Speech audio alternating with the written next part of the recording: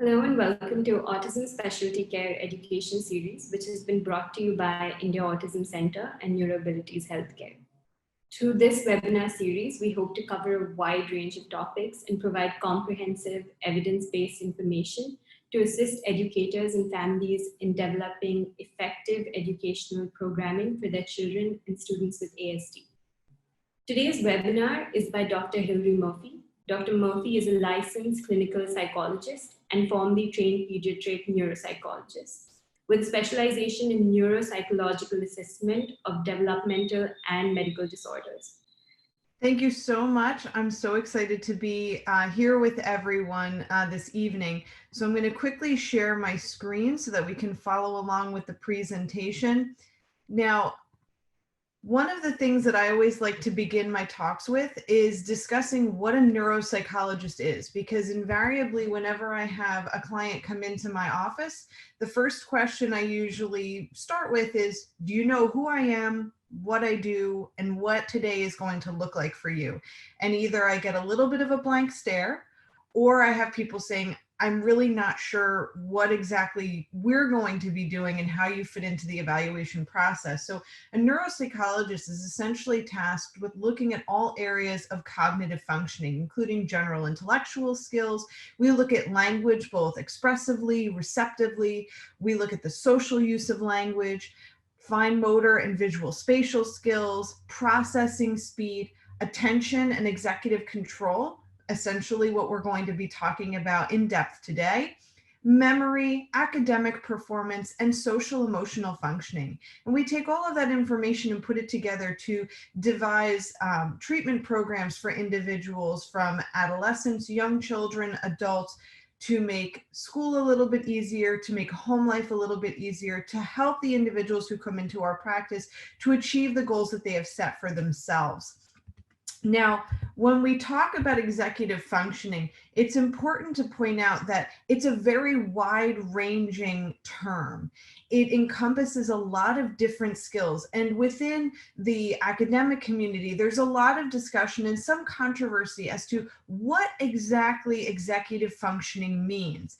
I take a very holistic approach. I think of it very generally as any higher level cognitive skill that's required for goal-directed behavior. So thinking of things like emotional regulation, mental flexibility or shifting, working memory, organization, the regulation of attention, all of these different things that young children and adults need in order to be successful and to achieve the goals that they've set for themselves.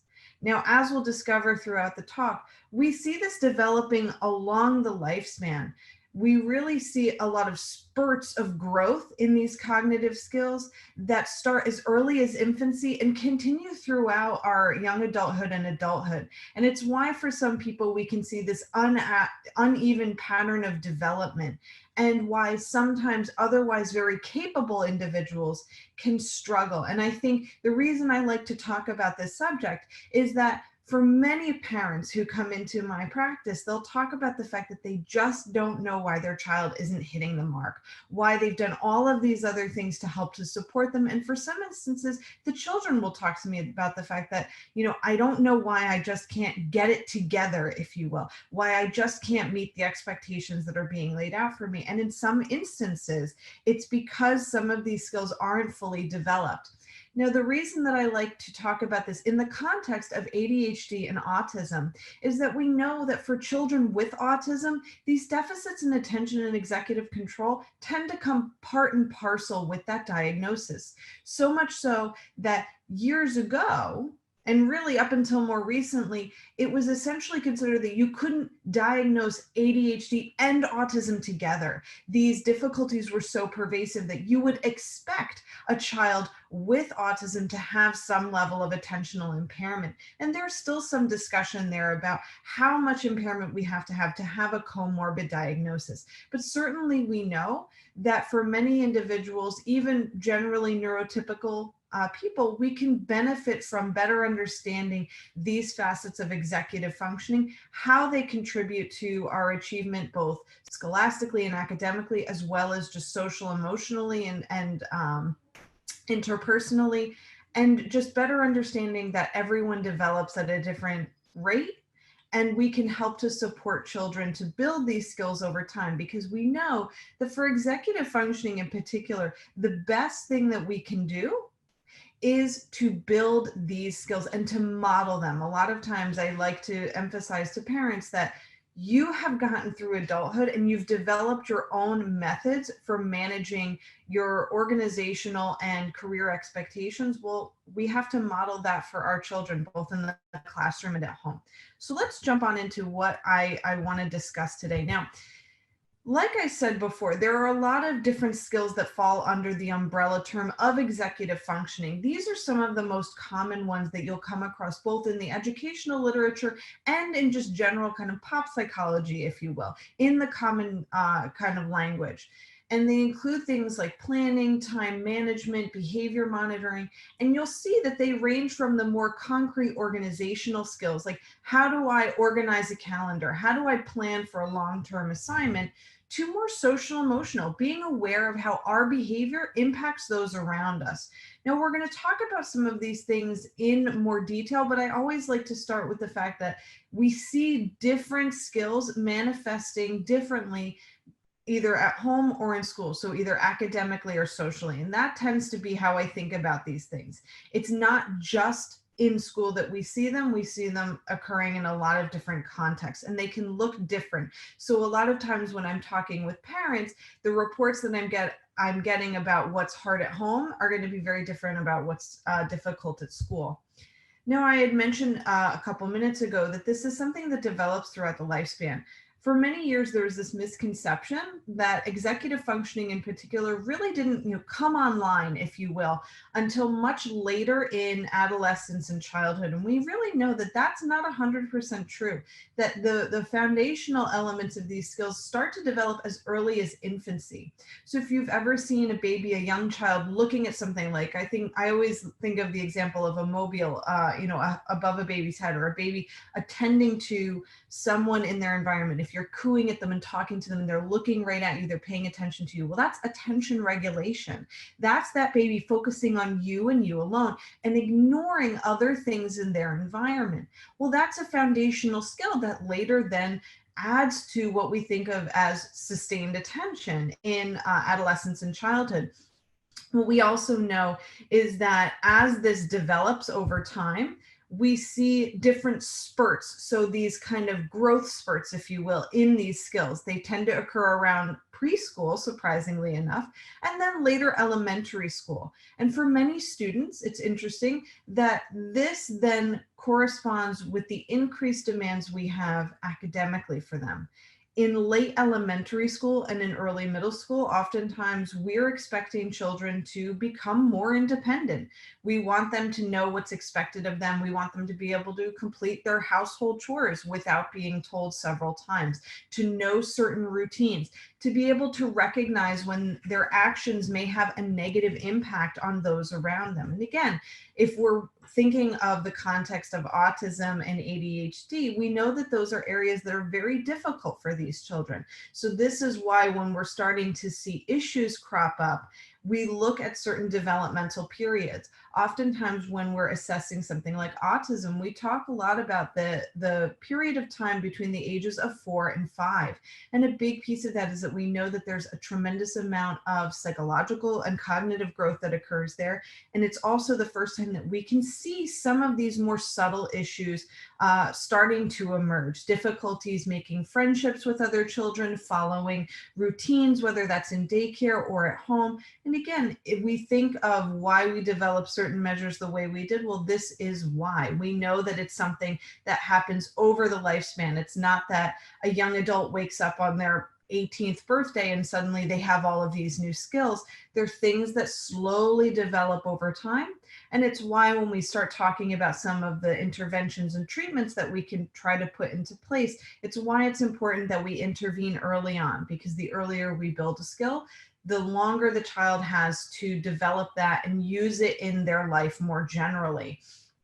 Now, thinking about the models, I'd mentioned before the fact that there's a lot of discussion within the academic kind of environment and community about what exactly executive functioning is. I'm not going to bore you with all of the details of that because It can be very dry. The long and short of it is that there are three main things that tend to be consistently agreed on within the literature. Those include impulse inhibition, so the ability to kind of stop yourself from acting on an impulse or stop yourself from acting on an urge, kind of thinking your behavior through. Working memory, which we're going to talk about a little bit later, kind of just being able to hold information in our mind and manipulate it. And shifting or mental flexibility, which again is very important when we talk about children with autism, because we know that rigidity, that adherence to sameness, that difficulty with transition is a core piece of what interferes with a child's functioning socially and academically. It's something that is very difficult for a lot of children to deal with and a lot of families to deal with. So those are the three things that tend to be agreed upon. I'm going to talk a little bit more extensively about other areas, just because I think laying a foundation is going to be very important for why we develop certain interventions. Now let's talk about the basic, which is just attention. We use that term a lot, but we don't really go in depth into what we mean when we talk about attention. Attention isn't just our ability to focus on one thing. So for example, right now, you're probably focusing on my voice, you're focusing on my slides. Well, that's a form of attention. But there's a lot of other processes that you're doing that you might not even be thinking about. You're also ignoring anything else in your environment that could be distracting. So there's a window behind me. I'm not being distracted by what might be going on outside that window. I'm not distracted by the dog that I hear barking outside my door. Again, I'm not just focusing. I have to also filter out all of these other things that could distract me. And that's a key piece that children with ADHD struggle with. They really struggle with how to filter those things out and how to determine what is most important in their environment. So think about a noisy classroom. A child who has ADHD has difficulties prioritizing the teacher's voice, the instructor's voice, over perhaps the two people behind them that are whispering about something, or the noises that are going on outside the classroom, or the child across the room who's tapping his pencil on the desk. So you can see there's a lot of different things that are going on that all fall under this umbrella of attention. And there are actually a couple different forms of attention that, especially neuropsychologists focus on. So there's something like attention span, which is the most basic, simple form of attention, kind of several seconds, just holding something in our mind. There's focused attention, like we talked about before, you determining this is what's important in my environment right now. I want to listen to this webinar and get the information from it. And there's also things like alternating or divided attention, which is the most complex, being able to focus on two things at a time. Now, it's not multitasking. A lot of people, when I talk about this and when I talk about mental flexibility, will say, oh, well, you're talking about multitasking. Multitasking isn't really effective. But think about if you're cooking a big dinner. You have a lot of different pots on the stove. You have to attend to the timing that you need for one dish as opposed to another. You have to listen for the oven, because when the oven goes off, you have to remove what's in there and shift it around. So again, that's focusing on a couple different things. You're not cooking on the stove and pulling something out of the oven. You're shifting, focusing on what's on the stove, focusing on what's in the oven. That's what I'm talking about here. That's what something like divided attention really is. I also like the example of taking notes. If you're taking notes, you're dividing your attention between listening to the presenter or instructor and then looking down and actually transcribing or writing down what you want to remember. Those are two different processes. They're equally important, and you're not really doing them at the same time. It can seem very seamless for a lot of people. You can see people watching someone talk and writing at the same time, but it's still two different things. So again, we see that this is a lot more complex than we tend to give it credit for. And it's why children can struggle in different areas here. Children can have difficulties in different kinds of attention, and that can tell us a lot about how we can intervene. Now, impulse inhibition is another thing. The reason I like to talk about this is because it's usually what brings people into my office. It's the most obvious or overt sign of an attentional difficulty, is the child who can't stop themselves from acting on impulse. impulse. And this impulsivity can come out in a couple different ways. It can be physically impulsive, a child who can't stop, touching other people, grabbing things off of a shelf, things like that. It can be verbal impulsivity, interrupting a conversation, having difficulties waiting your turn. And it can also be emotional. So think of emotional reactivity, a child who has what I like to think of as knee-jerk reactions to emotionally charged situations. A child gets mad or upset because someone takes a favorite toy, they push that other child. That's an impulsive kind of reaction. They might not be an aggressive child, they might just be a very impulsive child, not thinking through the fact that it's not okay to put our hands on someone else. Or a child who has large tantrums over seemingly, not very troubling things, being asked to do chores, being told no. And again, it's that impulsivity there where a child can't stop themselves from acting on that immediate emotional impulse. So again, impulsivity is another kind of wide-ranging topic that bears a lot of thought when we're trying to consider what we want to intervene with.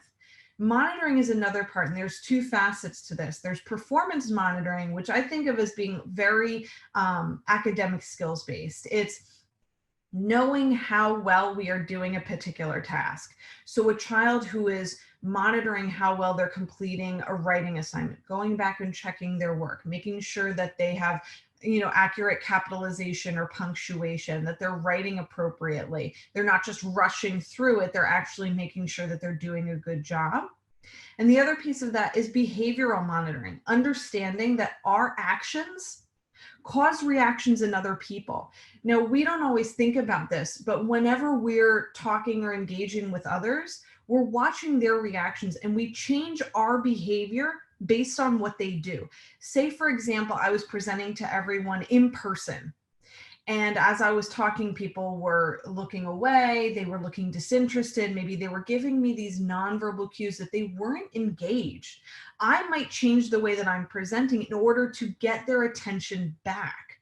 As opposed to if I look and everyone seems very engaged, is nodding, is giving me all of these nonverbal cues saying, oh, we understand what you're saying, I might continue on with that behavior. Now, again, in autism, we know that that can be a skills deficit for children, paying attention to these nonverbal cues, facial expressions, body language, this big piece of information that we use to communicate with other people. We know that children with autism can struggle with that just, at baseline, but also it can be compounded by the fact that this is an executive function where then what do we do with it? So in many instances, when we have social skills training, we can teach children what certain facial expressions mean, what certain tones of voice can mean, and especially higher functioning children can really benefit from that.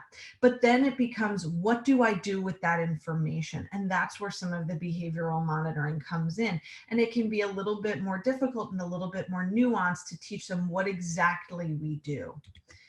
Now, set shifting, again, I'd mentioned that before. This is really just being able to shift between two tasks. Again, I really like that example of taking notes because I think it really encompasses what this gets at. These are two things that are equally important to us. But it's also the fact that we are able to adjust to unexpected changes or transitions. Say our schedule changes and we have to do one thing, out of sequence. Say we typically will, stop for lunch early in the morning before we go to work, but something happens with our car and we know, okay, well, I have to take care of this first, then go to work, and then I'll get my lunch later. So again, just being able to think on our feet and transition and accept that there are changes in our environment that we may have to attend to in the moment.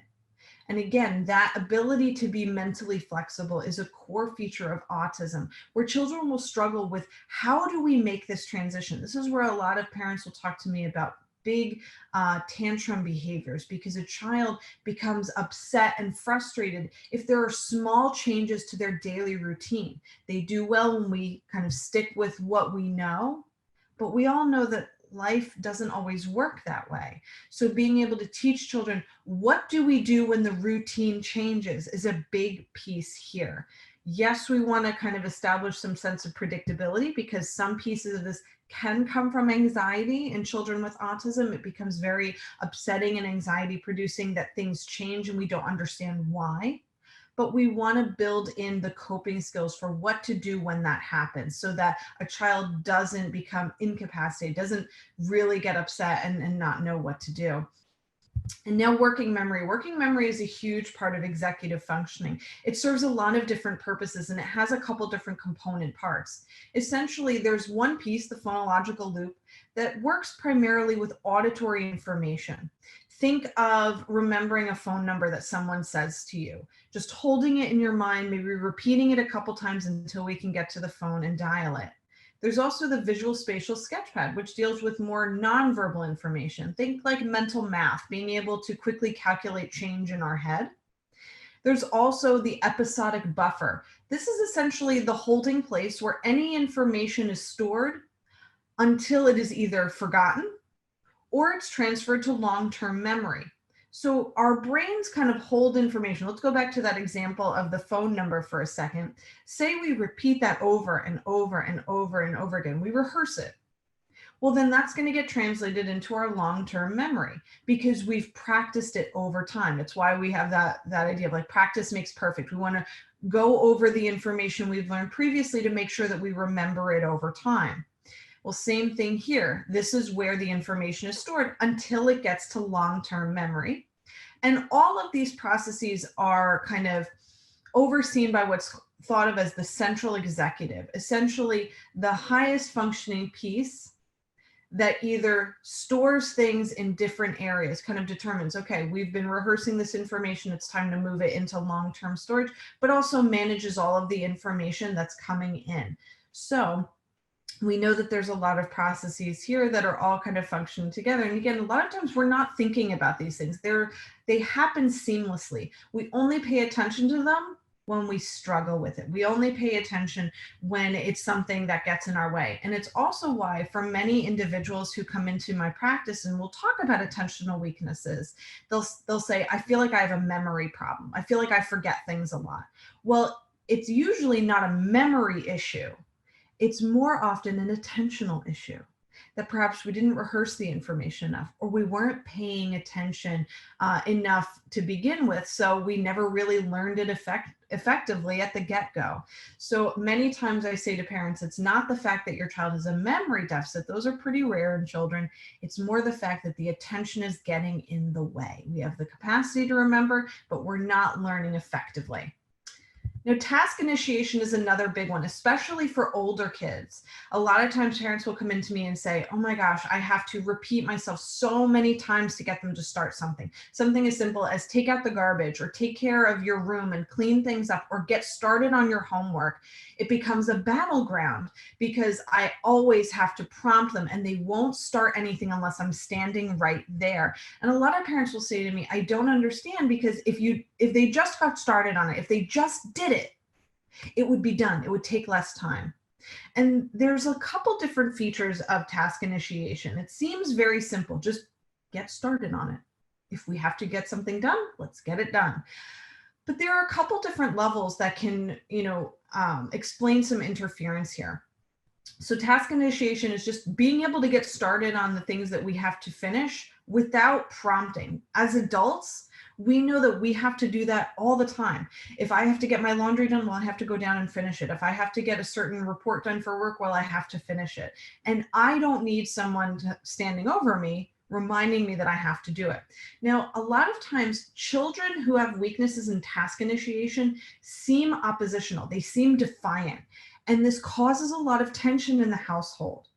More often than not, when we dig into this, while oppositionality and kind of that defiant behavior can be a part of it, when I think of children who have more of a dysexecutive quality to their functioning, they really have primary deficits here, it's usually because they don't know where to start.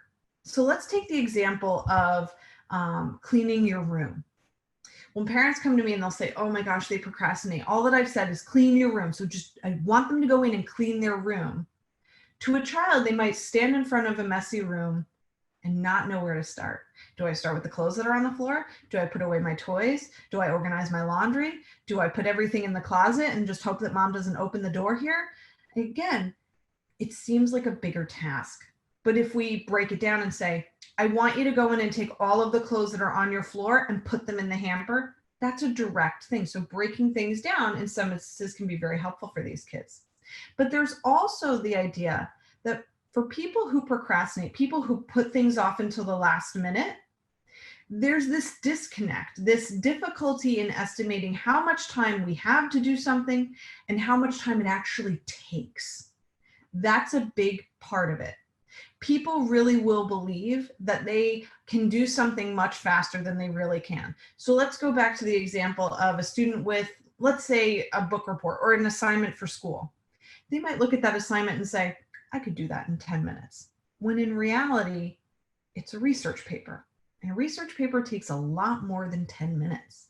Some other people will say to me, well, I work better under pressure, especially college students who come into my practice. They'll say, I leave things till the last minute, I do an all-nighter, and I work best under pressure. And oftentimes I'll say, for now.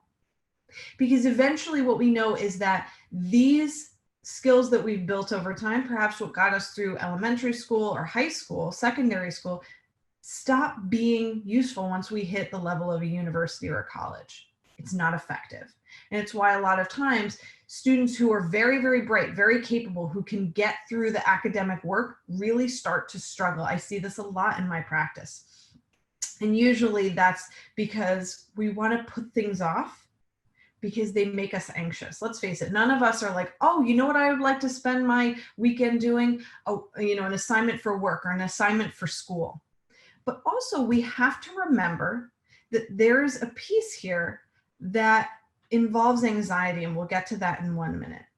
The last thing I want to talk about with respect to procrastination more generally is the fact that it can be difficult for us to resist short-term rewards here.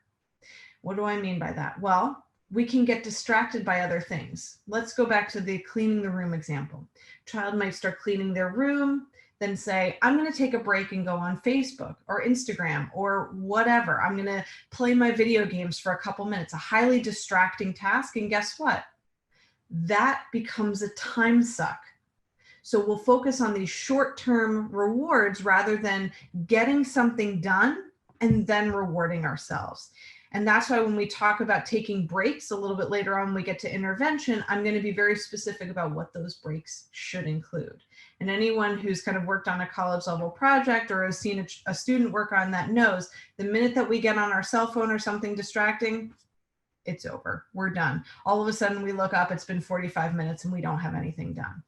So let's go back to that idea of anxiety. Why do I talk about anxiety when I'm thinking of procrastination? Well, a big part of it is because we tend to avoid tasks that make us anxious. So if we look at something and say, oh, it's really, really difficult, I don't know what I'm doing. Let's say a child who doesn't like to write or do homework, well, they're going to try to get away from it. There's a relief that we feel when we avoid something.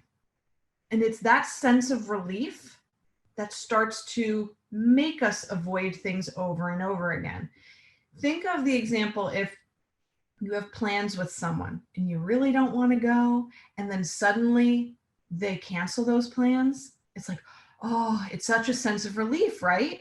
Well, oftentimes that sense of relief is something that a child will feel when they're avoiding something that makes them anxious, like a school assignment. So they put it off and they put it off, and then all of a sudden they don't have any more time to put it off, and then it becomes a crisis.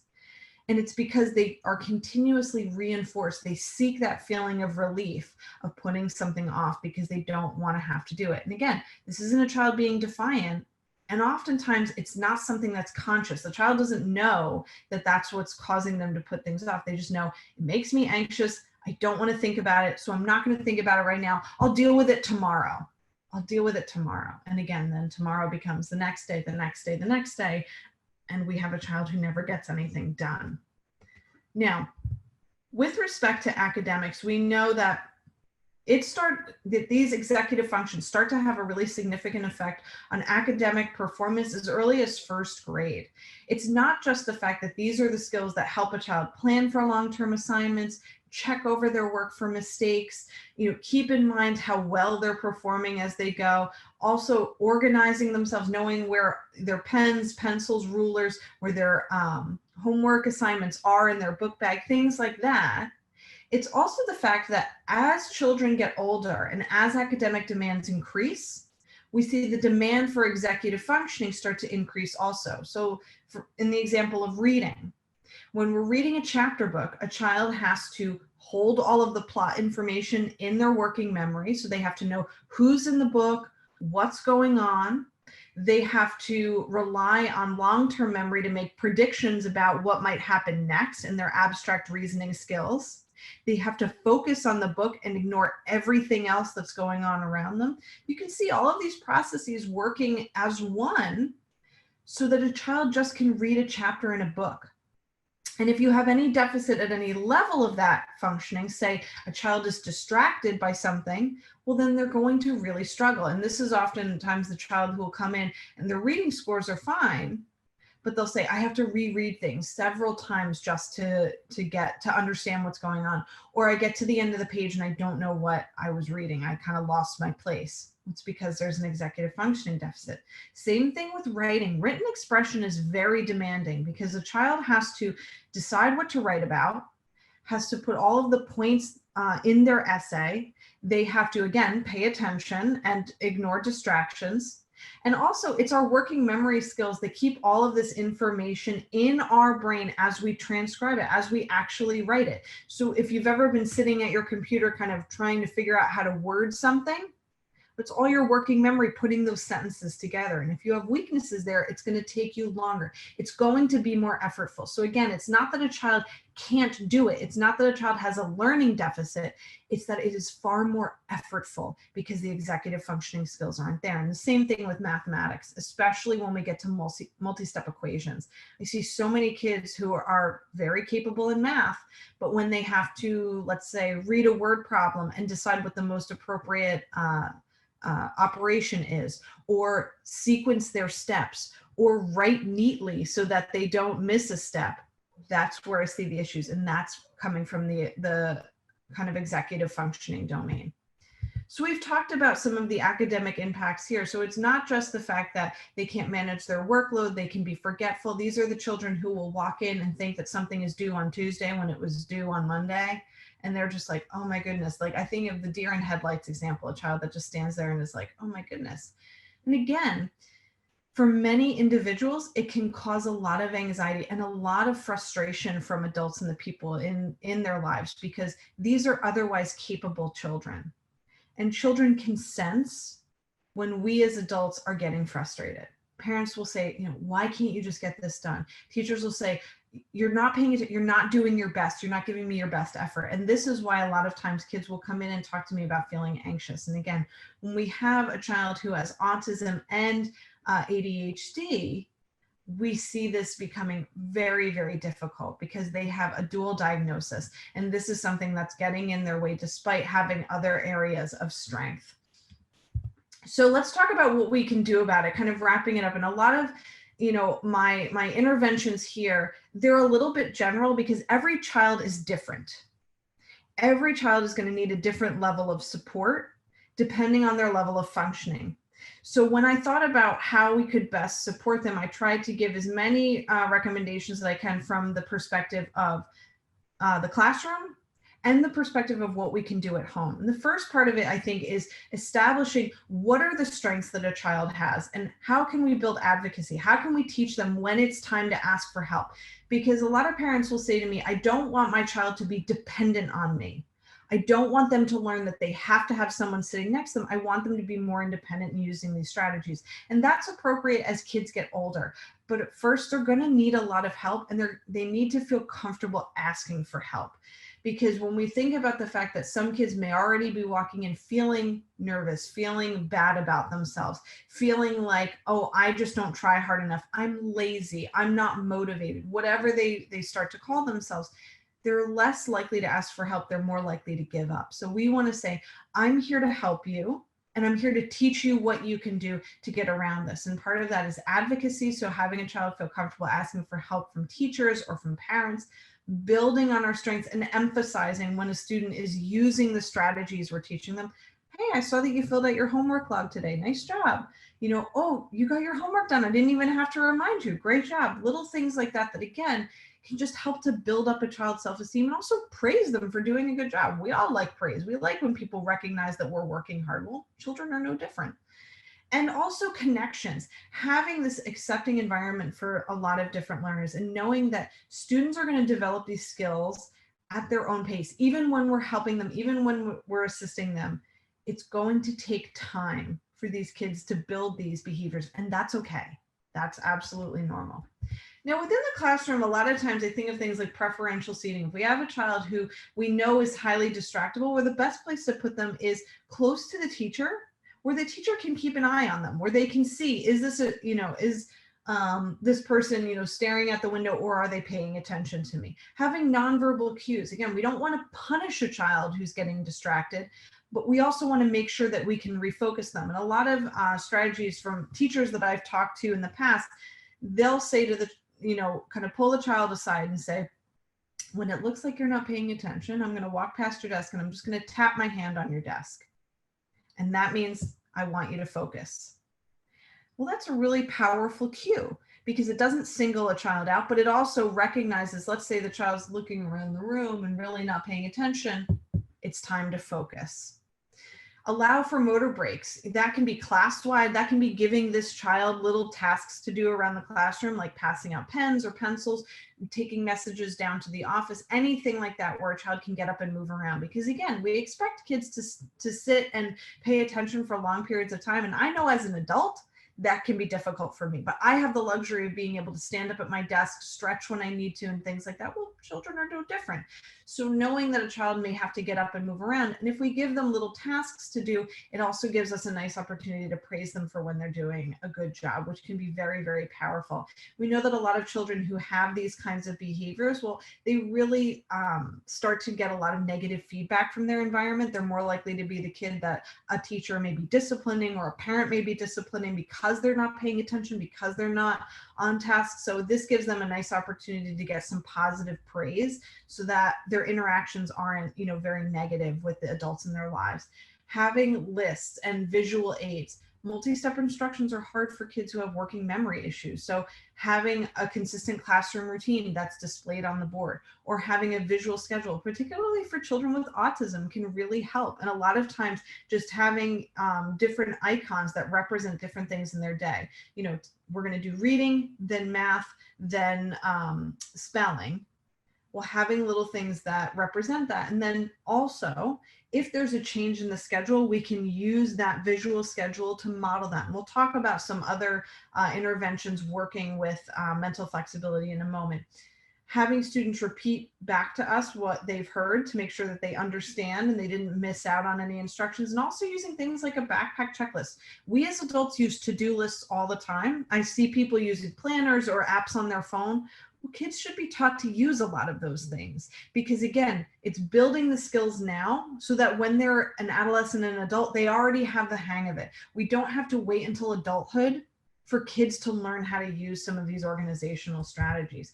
Also, being good role models, having a classroom that's very clean and clear and free of clutter, and having some error monitoring strategies for each child. Again, using things like a reading ruler.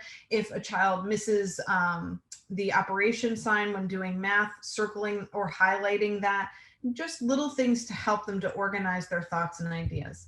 You know, at home, one of the biggest things that can be really helpful is having a consistent routine for completing homework. Let's say the child arrives home right after school, they start right with homework and work for, let's say, 20 minutes and take a 5-minute break. Well, that's really appropriate. And it also helps the child to get something done And then after that, they can have free time. It builds in a break, but it's important to remember that those breaks shouldn't include things that are highly distracting. That break shouldn't include a cell phone or going on social media or anything, because again, it's going to make it way more difficult to transition back to homework if we still have things to do after those 20 minutes. So reducing the distractions. I advise a lot of my older students to take their cell phone and put it across the room where it's accessible, but it's on silent, so that we don't get tempted to use it while we're doing something else. Have multiple sets of items that we usually lose. Pencil cases, pens, pencils, things like that. Folders are a big one. And have areas of the home that are organized. So this is where I put my backpack every day, having a consistent routine for checking to make sure that we have everything we need for the next day. A lot of parents, we underestimate how important that can be. I know if I have to get up early in the morning, I lay my clothes out, I put my briefcase by the door, I make sure every night, do I have my laptop? Do I have my lunch? Do I have my charger? All of these little things that, again, we as adults do, we can model for the children in our lives and help them to establish that routine. And having a calendar that we look at regularly. What's coming up this weekend? Again, thinking of a child who has a book report coming up. Well, what if we have a lot of, family obligations? There are birthday parties, or there are celebrations or holidays that are coming up. Well, maybe we have to get something done earlier than the weekend rather than just waiting and then Sunday night going, oh my goodness, this is due on Monday. I don't have any time to do it. And then everyone panics, and updating it regularly. A lot of times I'll say, take time Sunday night to look at what's coming up for the week. Because again, we want to kind of review, okay, what can I expect, and what do I need to do to prepare myself? And in terms of study skills, again, having things like, how do I prioritize tasks? I'll tell a lot of my students there are two ways to think about this. Either you can start on the thing that you're dreading doing, the thing that you really don't want to do, because once you start working on that, you're going to feel a reduction in your anxiety. You're going to feel accomplished and feel good about what you're doing.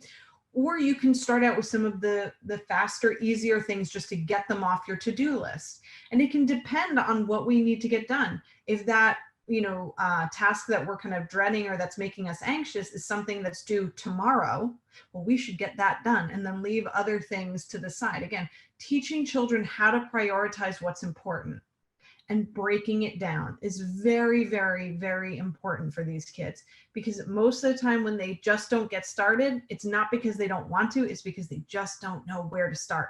So we have to teach them what's the most important thing to get done and helping them to feel accomplished here. Again, I also recommend for a lot of students, whenever possible, to record things like class lectures, because for some kids, it's hard to just willpower through their attention and their distractibility, and having that in place to make sure that they can review the lecture later on can be very, very important, especially in college and secondary school.